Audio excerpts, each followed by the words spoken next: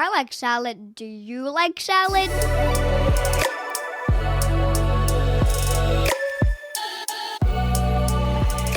Hi, I'm Ho Shin Ho. I'm living in Vancouver, BC, Canada, unceded territory of Musqueam, Squamish, and Tsleil-Waututh nations.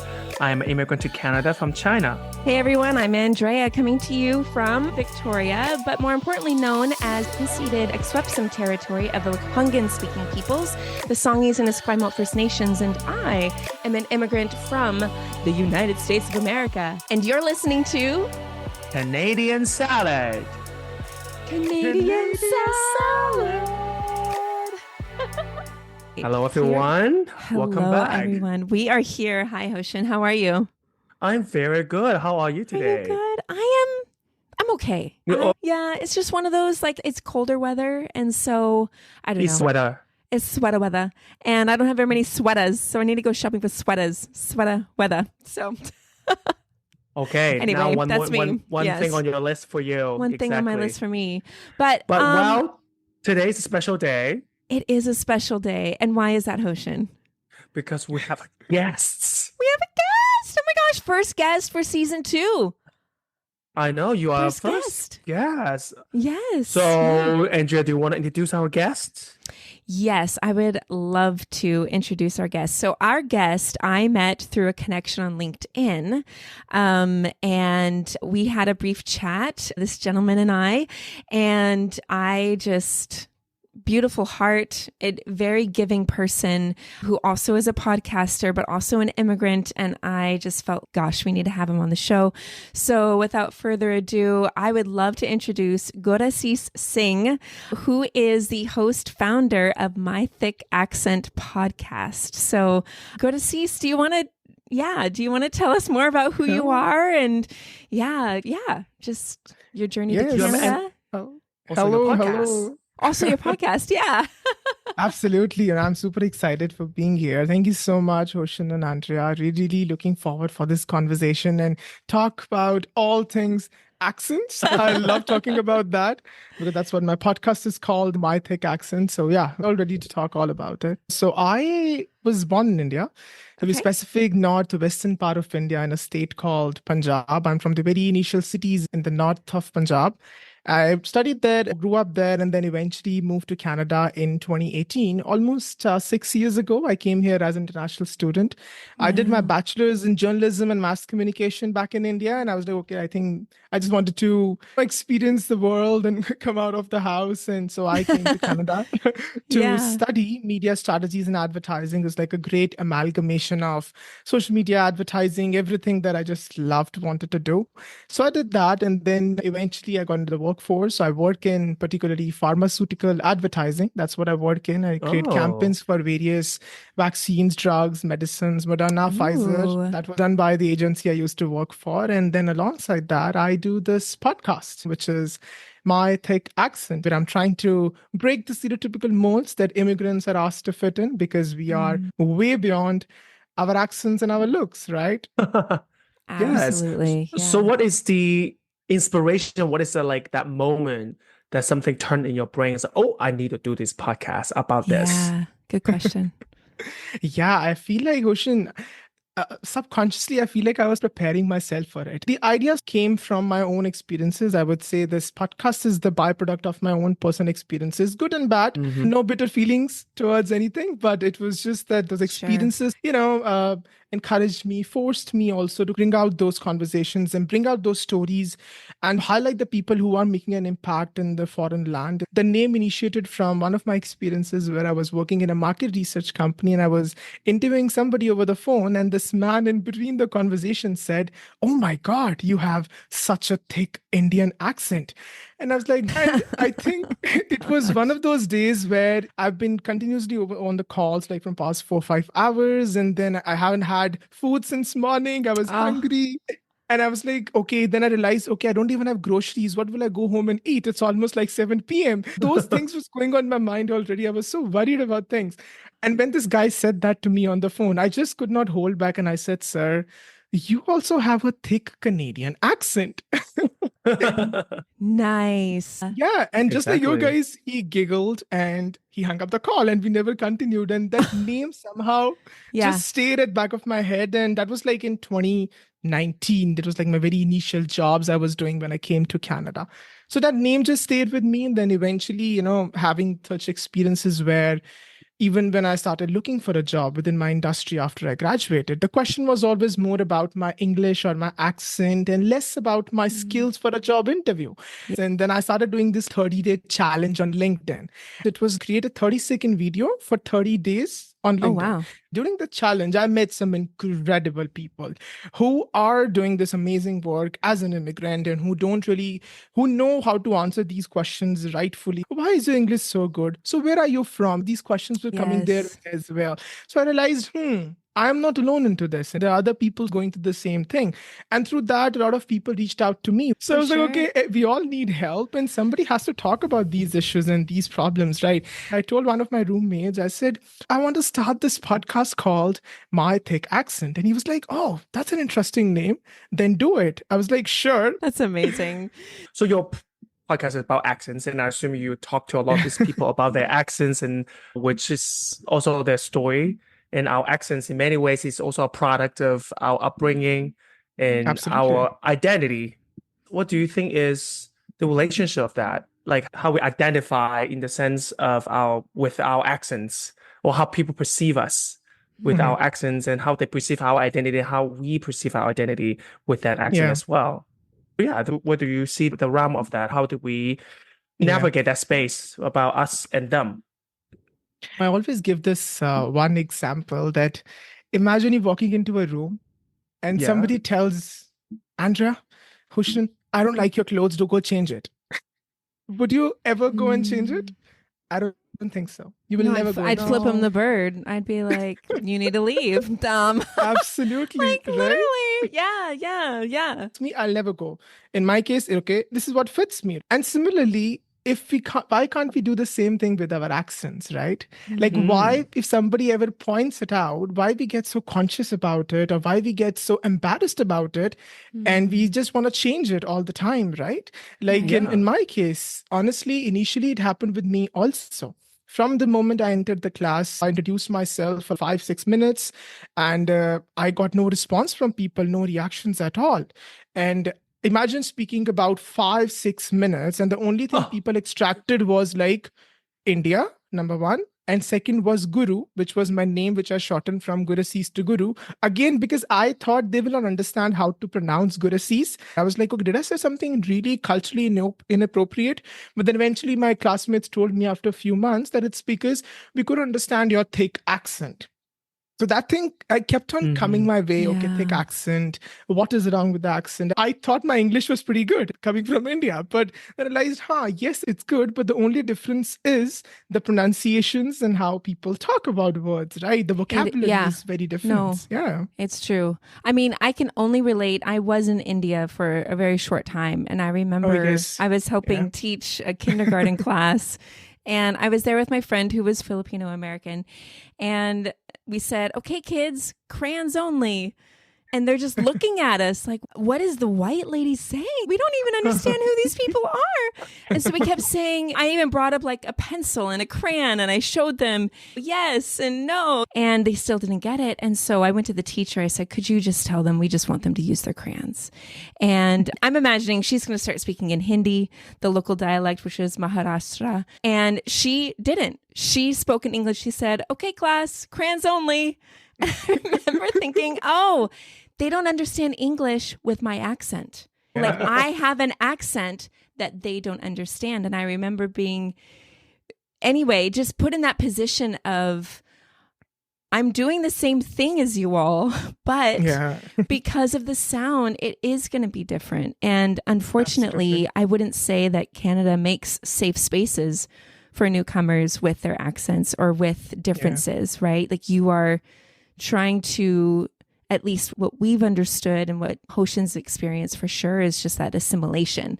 Like if I just sound like you, if I dress like you, if I act like you, I will be accepted by you. right? I think what that happens with that, by doing that, when you change yourself or your accent, you try to rough your edges a little bit and you try to become something or somebody which you are not, right?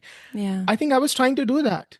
And I think I really got I am a very extrovert person, but I think I became an introvert. I was so quiet. I was so hesitant to express myself, hesitant to talk about myself or my identity a little bit. But by doing that, what happened is when I looked myself in the mirror after 2, 3 years, I was like, I don't know this Gursis anymore.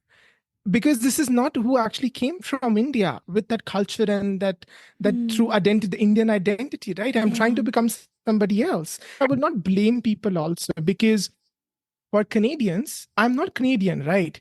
But the problem is, after 3, 4 years, when I'm trying to adjust in this new culture, when I go back to my own India, my own country, I'm not Indian enough, right? Right. So where am I? Yeah. I'm like in the limbo somewhere For in between, sure. right? For sure. And I think the idea of the Canadian, like I am Canadian or am I not Yeah. Canadian, I think that it also we can redefine that idea. I don't think necessarily it has to be only one way of being Canadian or You're a one way of lumberjack. sounding. Yeah. Yeah. There's no And you one eat way being poutine. Canadian. Yeah. There should not be one way Maple syrup on everything. Yes. Absolutely not. Canadian bacon. Exactly. Yeah, I think that's something as well. Because I also remember I also still remember a story that when I was like, I think it was second year in Canada, back then I had a partner. I remember we went to an event and then there's this another Chinese guy was in the event. I think he also immigrated to Canada when he's maybe younger. And then he sounds very Canadian. He sounds very kind of Canadian accent. And then my partner back then told me, why don't you sound like him? I remember that time I felt very ashamed after he said that. And I think that's also like a great example of how like white people, by the way, my partner back then was a white person. Like this white people had this kind of idea that that should be the way to go. That idea, expectation of assimilation. Yeah. And not to say that Chinese guy who sound like speak perfect Canadian English, like I don't know how much work he put into it to sound like that or how much effort he had time to spend on it. But personally, I think that must taken a lot of energy out of the everyday life just to be that. And then now he also have to give into the expectation to put in that much work to sound like that as well. To also echo what you just said, I feel like probably part of him also have to give up to just so that he can become that as well. Because I feel like our accent is in many ways tied to how we see ourselves, what we want ourselves to be. So that's that's No, what I think always you were think right. of. Definitely, like a lot of work must be gone in what that guy has become. But I feel like there should be like a balance. When I came, yes, I grew up in a certain culture, in a certain society with a certain upbringing. Doesn't mean I have to maintain that throughout my life, right? I'm in a world where some of the things which I was taught growing up might not serve me in this part of the world. So it's absolutely okay to unlearn few things and relearn some of the factors which might help you to assimilate in this culture, at the same time keeping intact your own identity, your own nationality, accent, culture, everything, but all at the same time trying to adjust in this new culture where, because this is your life now, right? Trying to find that balance, where still having good Indian friends where I can go back to, where I can feel home a little bit, but at the same time finding that another group here which is also my home. Both, I can call both of these people, both of these groups of friends of mine, my home. Yeah. Yeah. And I think on the other end too, I think immigrants are the ones who are working and compromising a lot. And the balance is really unfair. I don't know many Canadian-born people who are willing to have curious minds and willing to be really open and hospitable to differences. There is this expectation of you need to sound like this. Like we put a value on how someone speaks a language as opposed to their character. Yeah, like you're not a good person. You speak good English. It boggles my mind because any kind of skill you're learning, you never put a value on it. You just, I'm learning. I think in many ways, even with English accents, we always think if you speak very Southern American. So America, South America accent, you also would think that they're redneck, they maybe not as educated. They must be very conservative as well. So I think we definitely identify or associate certain accent with certain value. And again, which comes back to the stereotype part as well. Yeah. I've had Canadian people say, you don't sound American. And I always ask, what do you mean? Oh, you just don't have that accent. Yeah, because accents Wow. are regional. Depending on where you're from, you're gonna. Do you not know your own country? Do you not know that there's actually accents in Canada? Come on now, you know what I mean? In the East Yeah. too, yeah. I heard like Oh my Newfoundland gosh. accent, which I don't know what they sound like, but I heard there's also accents in the East Coast that are Totally. different than here as well. For sure. And the funny thing and the harsh truth, which is people might hate me for saying this, but when you go back to our own countries, and somehow when you live here abroad, you do pick up on certain phrases, certain words, certain pronunciations, accent, that when Sure. you go back and when you talk in a certain way, people look down upon you. Oh, where are you coming from? What's this accent? My God, like where should this person go? You were again asked that, where are you from? And then even in your home country, they are asked that, okay, where are you from? Your accent is very different. So I never understand that. Where should these guys go? Where is this place for these kind of people? Yeah. It should be here in Canada. Yeah. We've got a long way to go. Doesn't mean that we shouldn't start. We need to make space and we need to just allow people to be who they are, because for a long time, Canada has this idea of we're a multicultural patchwork of differences. We're a salad. Yeah. Yeah, but you should sound and dress and smell exactly Like a salad.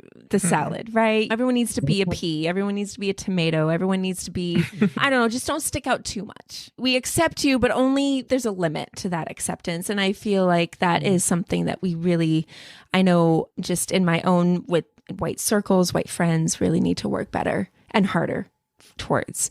So would you say, good Assis, I mean, in your journey coming to Canada and navigating the workplace, which is a huge one, interviews, friendships, communities, would you say that in some sense you have made a kind of a peace with your accent here and that you want to celebrate it and hold on to it and let go of those expectations that you have to sound like everyone else? Yeah.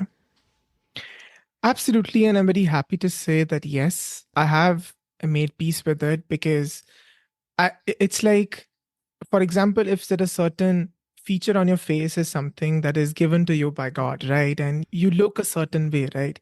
You have to make peace with it, right? Because life gets so easier when you make peace that, okay, my nose is this is how my nose looks like. This is how my eyes look like. You make peace with it and life becomes super easy. And I think same, I would say, happened with me in terms of my accent. Initially, yes, I questioned myself. Yes, I tried to roll those R's. Yes, I tried to change every time. And yes, I always had this notion that maybe I should just keep quiet. They're not understanding me. I have to repeat it like 20 times and maybe I should just not say anything at all. But now I'm at the point where I'm like, it is what it is. Take it or leave it. And not in condescending way. And in a way for my own sanity. I'm not trying to point fingers or you did this or you did that. No, this is for my sanity. This is how I'm talking. This is how I speak. If this is something that fits your team, this is something that fits your group, sure, I'm absolutely okay to be a part of it. If you're once looking for some another kind of person, sure, there are thousands of them who might be there, right? But at the same time, there is certain value, there is certain things that somebody with an accent brings that somebody local might not be able to bring in, right? The global experience, the global exposure. So much is, I would say, there is this beauty in diversity, obviously, and beauty in these different accents also that people don't understand initially, right? And it took me a long time to really find the value and the sort of the importance of it, that there is so much in it. Why am I denying it? Why am I not accepting it, right? This is what it is. And now it's time I should own my accent, own my identity, and own who I actually am, which is somebody who comes with an accent in this foreign land and who has made a living here. So at this point, this is also, I always say people that it's time, stop being embarrassed about it and just own it. Yes. And I think having accent means you probably speak more than one language is a 100%, sign of intelligence. Exactly. Sign of I speak four, intelligence. by the way. Not bragging, but I speak four. Exactly. Four languages. Yeah. See? It's a sign of intelligence, sign of perseverance. Yeah, is something to be very versatility, proud of of. Exactly. resilience, of just you're able to navigate. And we've talked about languages, how sometimes language, you assume a type of culture or character because Yeah. that language embodies a type of character and culture that can't be translated into another language, right? And so, Yes. yeah, it makes you such a dynamic person for anyone's team because all of a sudden you provide not just one perspective, maybe 3 or 4. Maybe you just don't attract one client. You can attract 3 or 4 different kinds of clients. Yeah. And I think in some ways, it's unfortunate that to make peace with something, the only reason you had to make peace was because other people in some ways warred against it. They battled Yeah. against it. They make you feel shitty. Right. Exactly. And here you are trying to make that peace when you had that peace before you even arrived. This is who I am. You never thought twice about it, right? Exactly. And so I think in it similar, like that imbalance, right? I think Canadians, especially Canadian born, white presenting, European descendant in Canadians need to have that peace as well. Like, it's just going to be different, and that's going to be okay.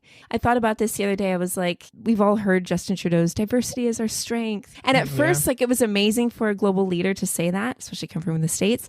But then I felt like that's such a marketing thing. You're not actually embodying it. It's societal wise. Like, you're not saying that this really is a strength. I think diversity just is. That's it.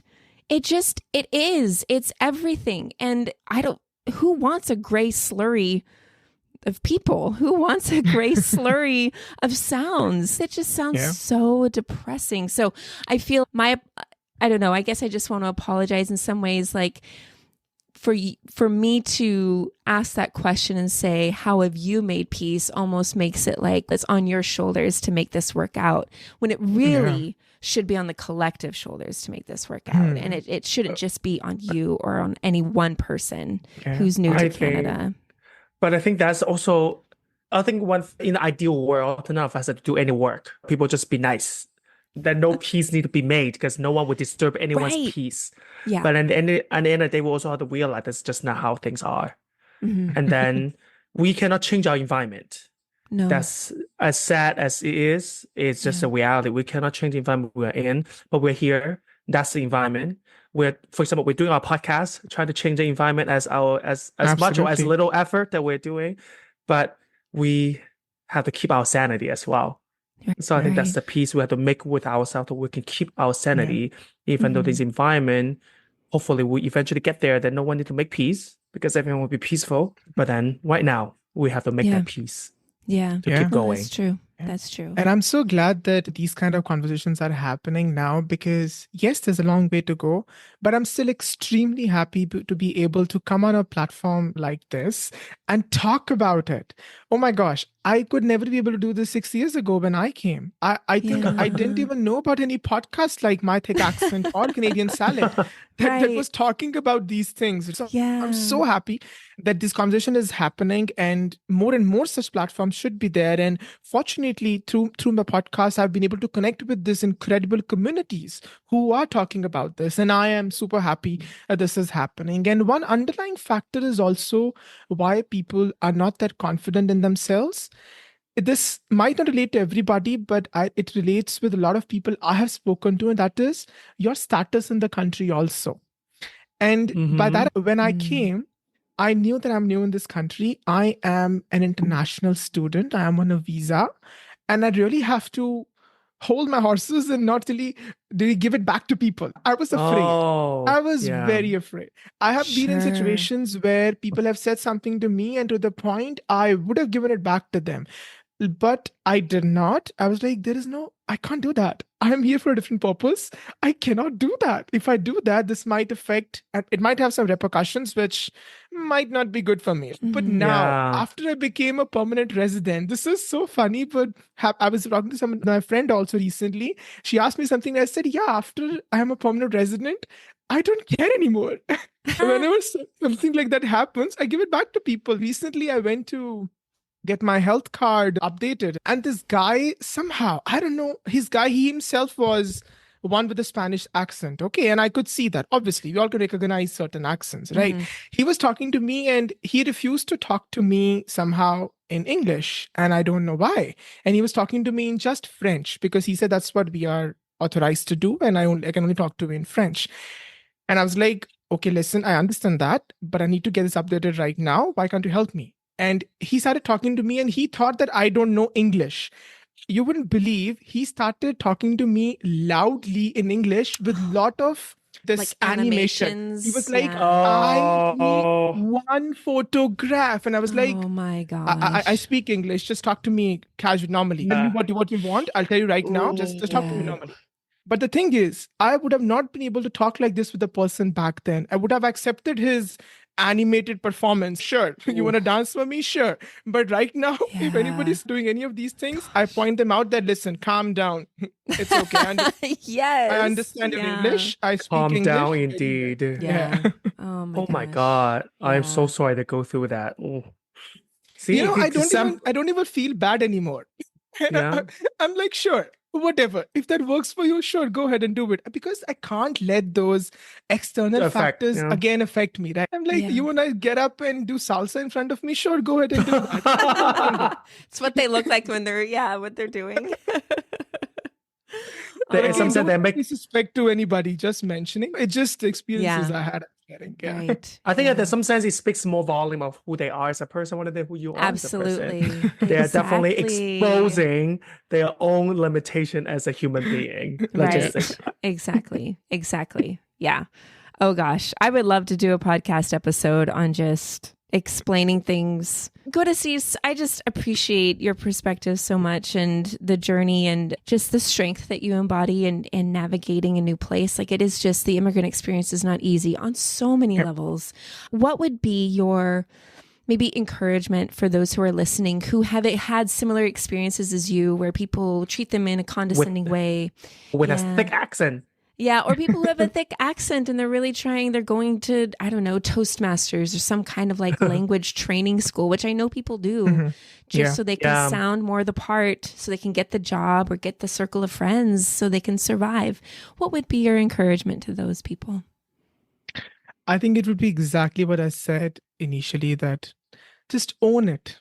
Yeah. Life becomes super easy when you just own it. This is what it is. There's nothing beyond that. And when you start really accepting that, life becomes super easy.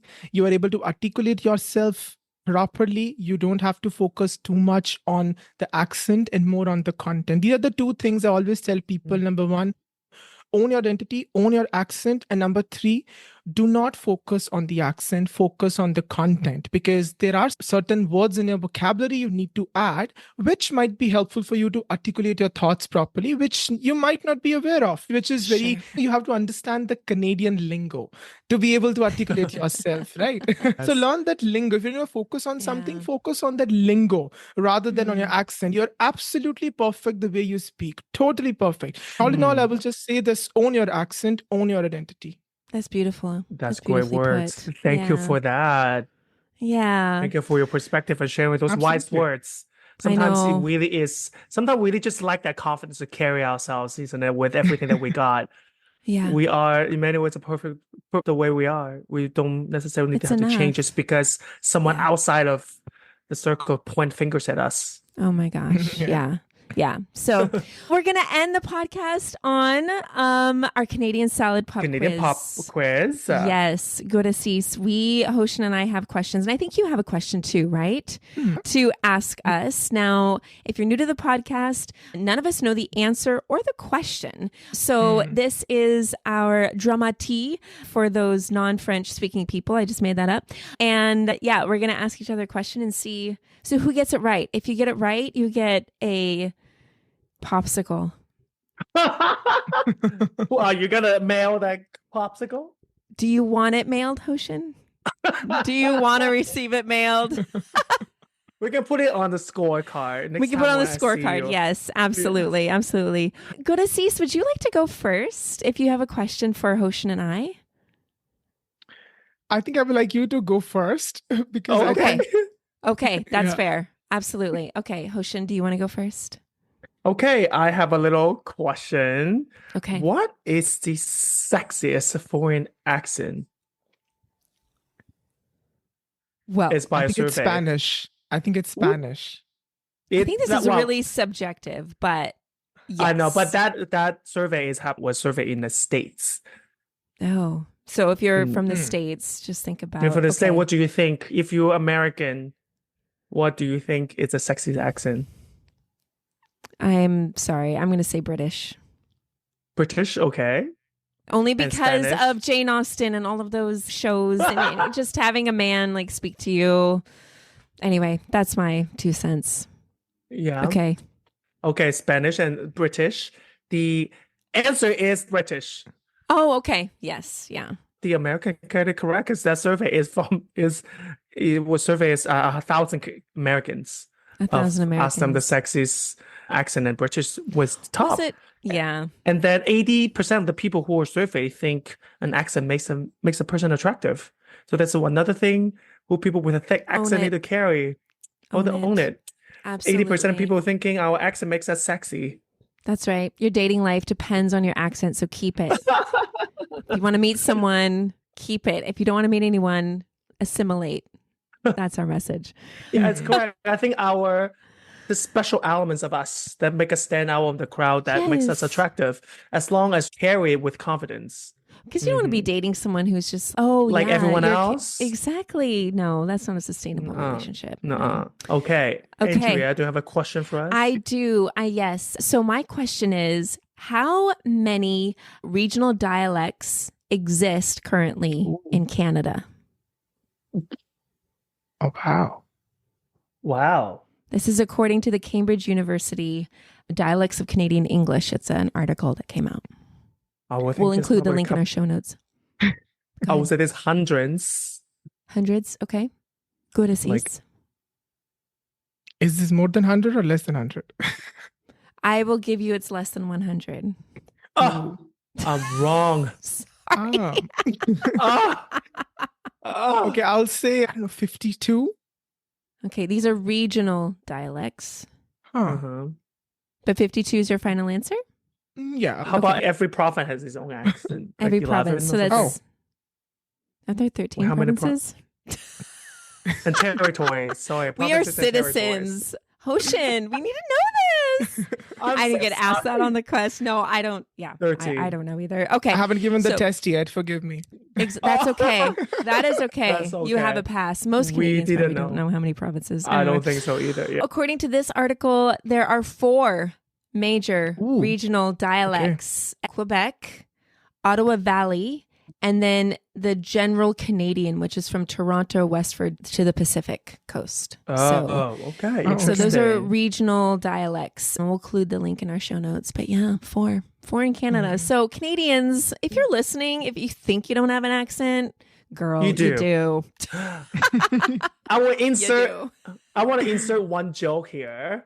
When I was working for like a German company, and there was other engineer from all around the world, and there's like people from Germany, from the States, from England, from everywhere, and then we're like working together. I was a translator back then working, and then I remember the American told the British, was like, "Oh, I really like your accent," and the British told the American, "We don't have an accent. We originated the language.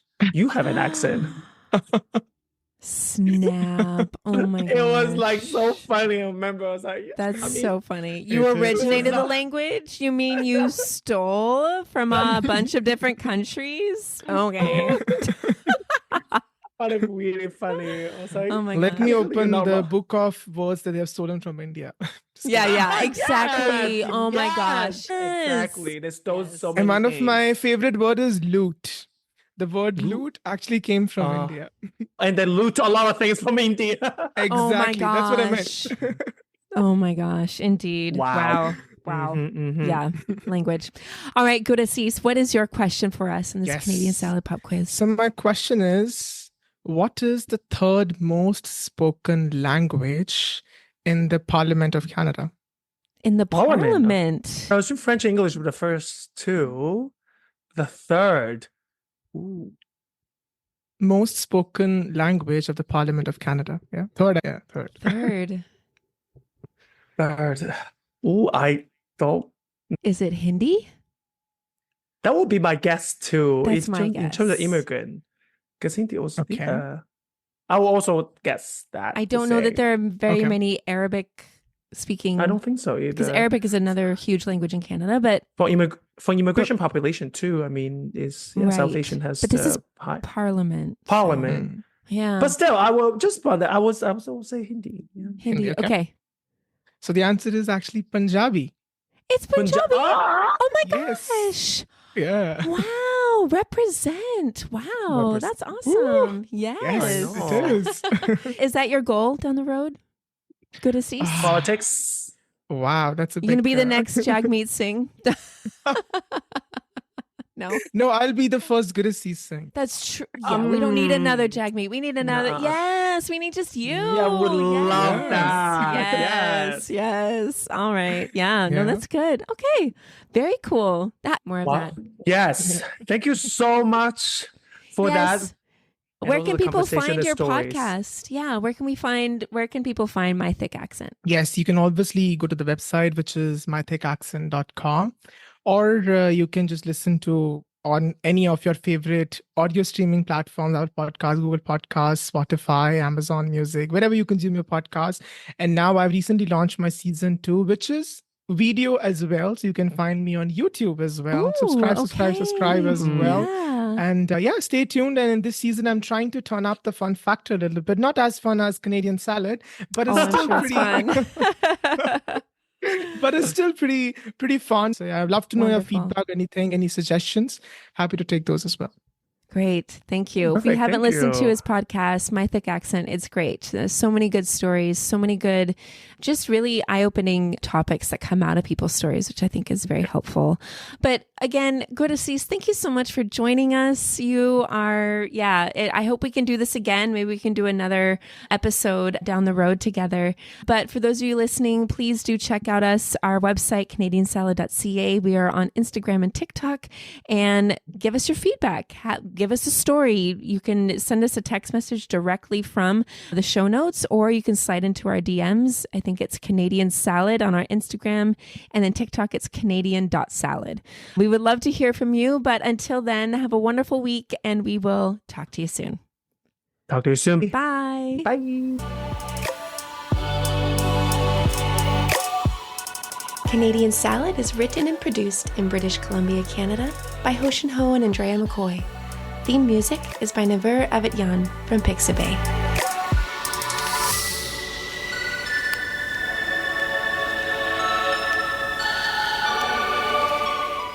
This has been a good Drinklin production.